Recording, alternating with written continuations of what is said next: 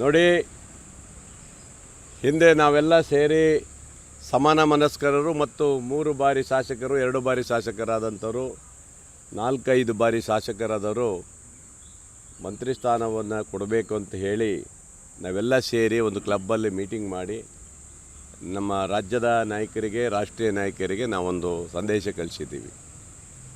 ಅದೇ ಪ್ರಕಾರವಾಗಿ ನಾವು 11ನೇ ತಾರೀಕು ಡೆಲ್ಲಿಗೆ ಹೋಗ್ತೀವಿ ಅಂತ ಹಿಂದೆ ಹೇಳಿದ್ದೀವಿ. ಚುನಾವಣೆ ಬಂತು. ಚುನಾವಣೆ ನಂತರ ಎಲ್ಲರೂ ಸಕ್ರಿಯವಾಗಿ ಚುನಾವಣೆ ಭಾಗವಹಿಸಿದ್ವಿ. ಆನಂತರ ಇವತ್ತು 11ನೇ ತಾರೀಕಾಗಿದ್ದರಿಂದ ಒಂದಿಷ್ಟು ಜನ ಹೋಗೋದೋ ಬೇಡ ಅಂತ ಯೋಚನೆ ಮಾಡೋ ಹೊತ್ತಿಗೆ ಎಲ್ಲರೂ ಹೊರಡಬೇಕನ್ನೋ ತೀರ್ಮಾನದಲ್ಲಿ ಹೊರಟಿದ್ದಾರೆ. ನಮ್ಮ ಉದ್ದೇಶ ಏನಿಲ್ಲ, ನಾವೇನು ಇವತ್ತು 3 ವರ್ಷಗಳ ಕಾಲ ಇವತ್ತು ಮಂತ್ರಿಗಳಾಗಿ ಕೆಲವರು ಈಗ ಮಾಡಿದ್ದಾರೆ. ಇರುವಂಥ ಇನ್ನು 2 ವರ್ಷ ಮಾತ್ರ ಬಾಕಿ ಇದೆ. ಒಂದು 6 ತಿಂಗಳು ಎಷ್ಟನ್ನೇ ತೊಗೊಂಡಿದ್ದಾರೆ. ಇರುವಂಥರಿಗೆ ಒಂದಿಷ್ಟು ಜನ ಅವಕಾಶ ಕೊಡಬೇಕು ಅನ್ನೋದು ನಮ್ಮೆಲ್ಲರದ್ದು ಹಕ್ಕನ್ನು ಕೇಳಿದ್ದೀವಿ. ನಾವು 30 ಜನ ಹೋದರೆ 30 ಜನನೂ ಸಹ ನಾವು ಮಂತ್ರಿಗಳದಲ್ಲ, ಅದರಲ್ಲೇ ಆಯ್ಕೆ ಮಾಡಿ ನಿಮಗೆ ಒಂದಿಷ್ಟು ಜನರಿಗೆ ಕೊಡಬೇಕು ಅನ್ನೋದು ಉದ್ದೇಶದಿಂದ ಇವತ್ತು ನಾವು ಹೊರಟಿದ್ದೀವಿ. ಅದರಿಂದ ಇದು ರಾಷ್ಟ್ರೀಯ ನಾಯಕರಿಗೂ ಗೊತ್ತಾಗಿದೆ. ನಾವು ಹೇಳಿದ್ದೀವಿ, ಬರ್ತೀವಿ ಅಂತಲೂ ಸಹ ತಿಳಿಸಿದ್ದೀವಿ. ಇವತ್ತು ಅದೆಲ್ಲ ಇಲ್ಲ, ನಾವು ಸನ್ಯಾಸಿ ಅಂತ ಅಲ್ಲಲ್ಲ, ನಮಗೆ ಹಕ್ಕು ಕೇಳ್ತಾ ಇದ್ದೀವಿ. ನಾವು 3 ಬಾರಿ ಶಾಸಕನಾಗಿದ್ದೀನಿ, ಹಿರಿಯ ಶಾಸಕರಿದ್ದೀವಿ, ನಮಗೊಂದು ಅವಕಾಶ ಕೊಡಿ, ಈ ಜಿಲ್ಲೆಯಲ್ಲಿ ಬೇಕು ಅಂತ ಕೇಳಿದ್ದೀವಿ.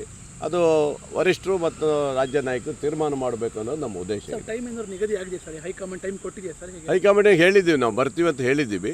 11ನೇ ತಾರೀಕಂದು ಹಿಂದೆನೂ ಹೇಳಿದ್ದೀವಿ, ಈಗ ನಿನ್ನೇನೂ ಸೂಚನೆ ಕೊಟ್ಟಿದ್ದೀವಿ. ಅವ್ರು ಕೆಲವರು ಇರ್ತೀರಿ ಅಂತ ಹೇಳಿದ್ದಾರೆ. ಹೋಗಿ ಭೇಟಿ ಮಾಡಿ ನಮ್ಮ ಹಿರಿಯರಾದಂಥ ರಾಷ್ಟ್ರೀಯ ನಾಯಕರಾದಂಥ ಖರ್ಗೆ ಸಾಹೇಬರು ಭೇಟಿ ಮಾಡಿ.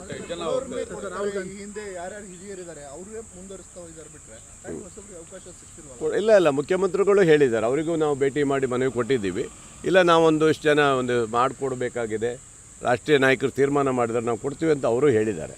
ಹಾಗಾಗಿ ಉಪಮುಖ್ಯಮಂತ್ರಿಗಳಿಗೂ ನಾವು ಕೇಳಿದ್ದೀವಿ, ಆದ್ಯತೆ ಮೇಲೆ ಕೊಡ್ತೀವಪ್ಪ ಅಂತ ಹೇಳಿದ್ದಾರೆ. ಹಾಗಾಗಿ ಕೊಡಬೇಕು, ಯಾಕಂದರೆ ಇಷ್ಟು ವರ್ಷ ಇದ್ದಾರೆ, ಇದು ಮಾಡಿದ್ದಾರೆ, ಅವರಿಗೂ ಅವಕಾಶ ಕೊಟ್ಟಿದ್ದೀರಿ.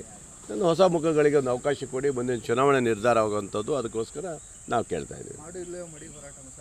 ಇಲ್ಲ, ಆ ಥರ ಏನೂ ಇಲ್ಲ, ನಮಗೇನಿಲ್ಲ. ನಾವು ಯಾವುದೇ ಭಿನ್ನಮತ ಚಟುವಟಿಕೆಯನ್ನು ನಾವು ಇಲ್ಲಿವರೆಗೂ ಏನೂ ಮಾಡಿಲ್ಲ.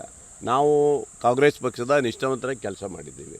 ನಾವೊಂದು ಅವಕಾಶಗಳನ್ನು ಕೇಳೋಕ್ಕೆ ನಮಗೇನು ಹಕ್ಕಿಲ್ವಾ? ಹಕ್ಕಿದೆ, ನಮಗೆ ಕೊಡಿ ಅನ್ನೋ ಕೇಳೋಕ್ಕೆ ಹಕ್ಕಿದೆ. ಅದರಿಂದ ನಾವು ನಿರೀಕ್ಷೆ ಇಟ್ಕೊಂಡಿದ್ದೀವಿ.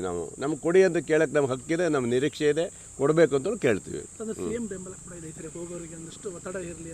ಇಲ್ಲ, CM ಅವರು ಹೇಳಿದ್ದಾರೆ, ನಾವು ಮನೆಗೆ ಕೊಟ್ಟಿದ್ದೀವಿ. ಇಲ್ಲ, ನಾನು ಹೈಕಮಾಂಡಿಗೆ ಮಾತಾಡ್ತೀನಿ ಅಂತಲ್ಲಿ ಹೇಳಿದ್ದಾರೆ.